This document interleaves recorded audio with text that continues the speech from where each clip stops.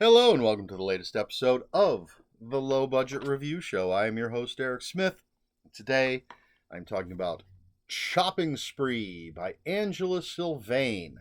Now, this copy is number 27 in the Rewind or Die series from Unnerving Press, which is out of print. But don't worry, there's a new edition of this book available, and I'll have a link for it in the description below. I'm very upset that the Rewind or Die series is out of print because there are 5 of them I did not get. The most recent 5 I didn't get. But we're here to talk about Shopping Spree by Angela Sylvaine. I will also mention, I suppose, I almost bought a second copy of this book.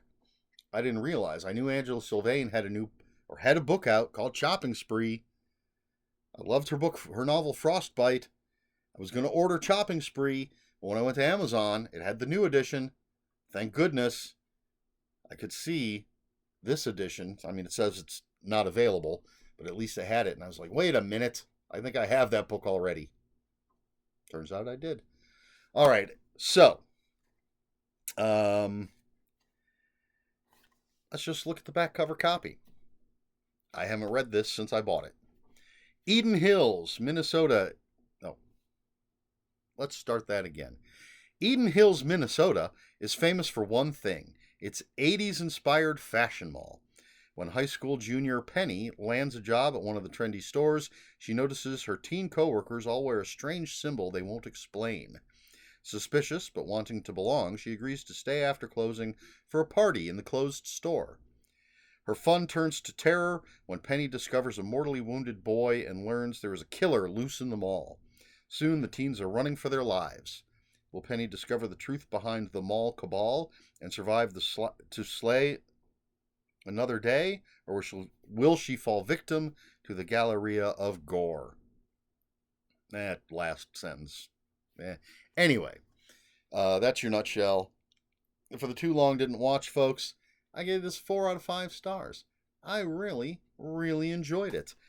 I love the 80s throwback, which is a whole Rewind or Die thing. Some of the books take place in the 80s.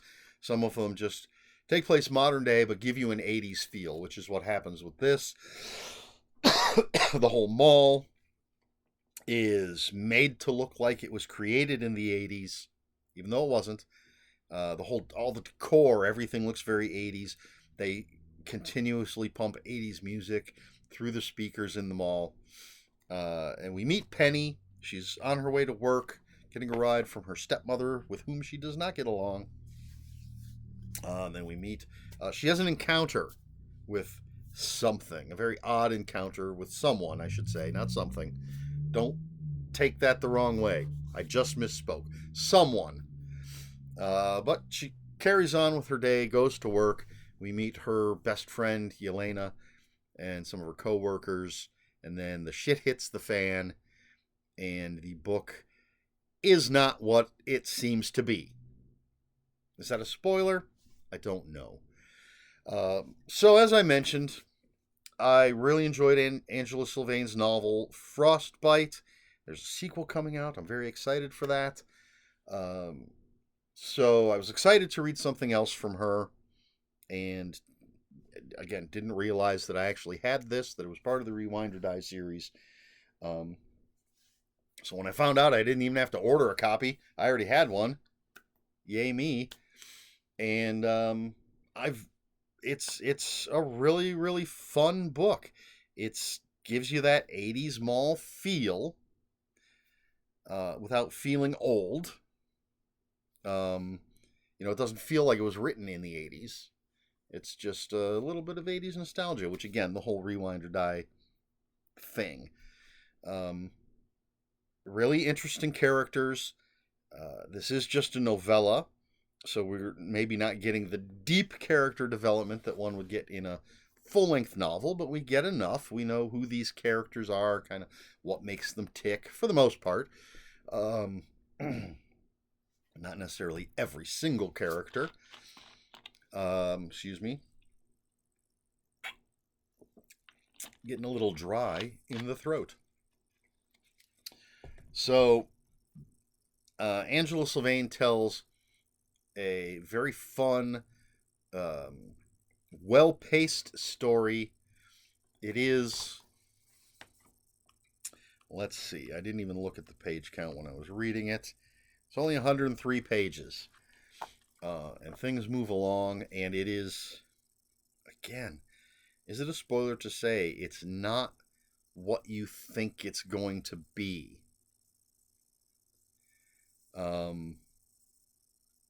But that's the case. I've said it now. It's too late if it's a spoiler. And I um, tried to avoid myself any spoilers. Kaylee Dobbs of Happy Goat Horror recently interviewed Angela Sylvaine, and it's one of the reasons I decided on reading this, because I've really had a tough time lately deciding what to read. When I've finished a book, what am I going to read next? I don't know. What am I in the mood for? So I'm letting basically anybody else influence me. This is the fourth book in a row that I've picked up because of somebody else mentioning something. But so Kaylee Dobbs interviewed Angela Sylvaine, and I thankfully they didn't spoil any of the twists and turns. And then when I pulled it off the book cart that it was on, I completely avoided looking at the back, just in case. You never know what that back cover copy is going to do. So I had no idea where this was going. And Angela Sylvaine does a very fine job of leading us down one path before we realize that she's taken us not in the direction we expected to go, but a completely different and much more frightening direction. How's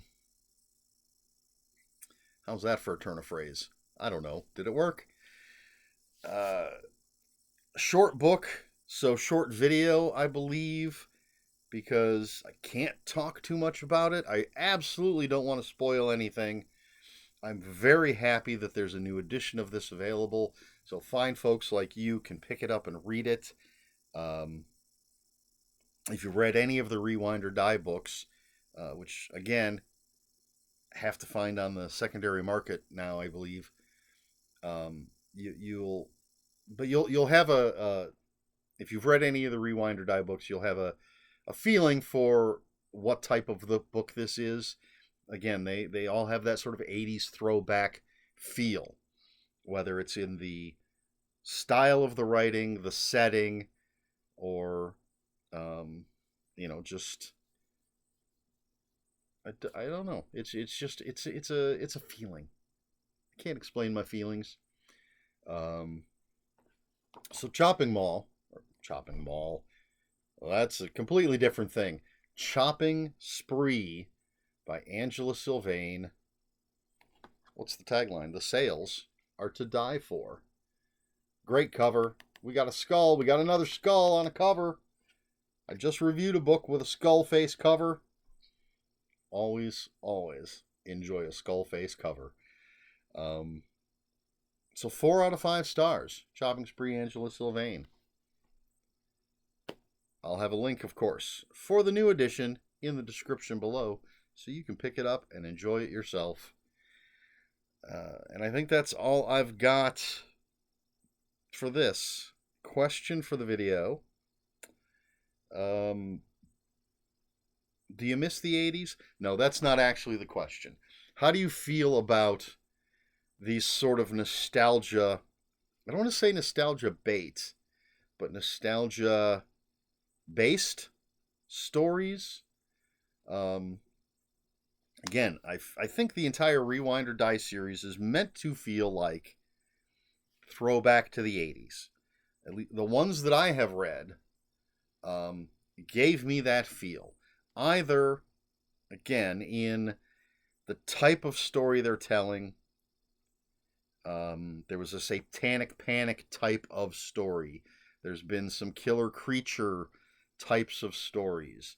They all it's called Rewind or Die, so I think it's all supposed to be like 80s horror movies. You'd find, look at that great cover on this VHS. Let's rent it and take it home and watch it.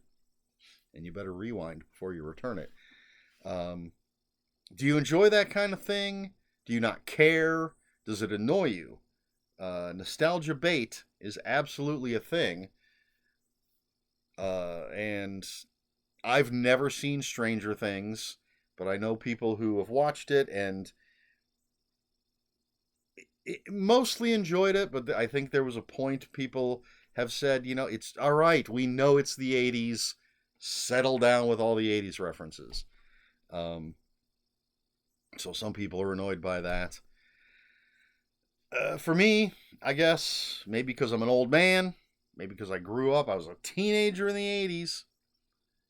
And I loved that VHS boom and going to the video store and finding those movies with the garish covers and budgets varied, quality varied. I'm a sucker for that.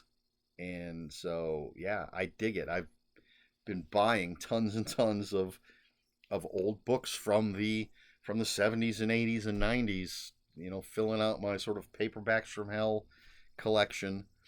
And I don't mind when it's something new that still evokes that feeling. But what about you? Let me know in the comments below. If you have any comments, questions, or corrections, please put those in the comments below. Comments are open for spoilers. Just post a spoiler warning. We try to be polite here at the Low Budget Review Show. Please like, share, and subscribe, all the usual YouTube stuff. And if you'd care to follow me on other social media, I'll have links for my Instagram and Bluesky in the description below. That's all I've got. This has been the Low Budget Review Show. I have been Eric Smith. Until next time, read more books.